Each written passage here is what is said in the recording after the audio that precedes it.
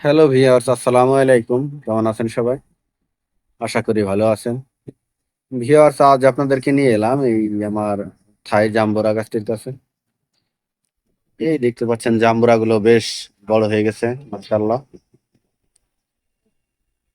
অনেক বড় সাইজের জাম্বুরা।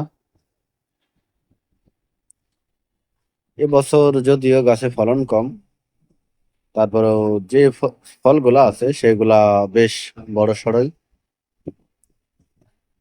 এই দেখতে পাচ্ছেন ছোট্ট একটি গাছ, মাত্র 2 বছরের মতো বয়স অথবা তার কিছু বেশি। মানে একদম মাটির 2 ফিট উপরেও জাম্বুরা ধরে আছে। এই গাছটিতে গত 2-3 বছর ধরে ব্যাপক ফলন হয়ে আসছে। এটি একটি উচ্চ ফলনশীল জাত। কলমের চারা স্থানীয় একটি নার্সারি থেকে এনেছিলাম। তো যে বছর এনেছি তার পরের বছর থেকেই ফল দেওয়া শুরু করছে। গত বছর এত পরিমাণ জাম্বুরা ধরেছিল যে এই ডালগুলা নিচের দিকে একদম মাটিতে মিশে গিয়েছিল।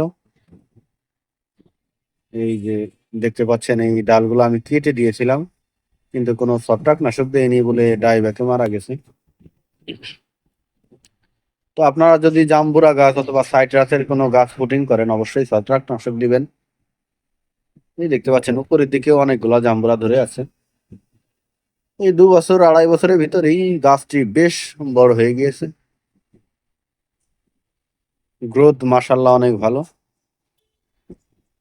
এই দেখতে পাচ্ছেন ফলগুলা একদম চকচকে, কোনো প্রকার কোনো দাগ নেই বেশিরভাগ ফলে। এই গাছটিতে আমি আসলে কোনো প্রকার কোনো সার ওষুধ দেইনি, প্রাকৃতিক ভাবেই ফলন হচ্ছে। তো পরবর্তীতে বেশি ফলন আনার জন্য যদি কোনো সার ওষুধ অথবা কোনো স্প্রের প্রয়োজন হয়, অবশ্যই যাদের অভিজ্ঞতা আছে তারা জানাবেন।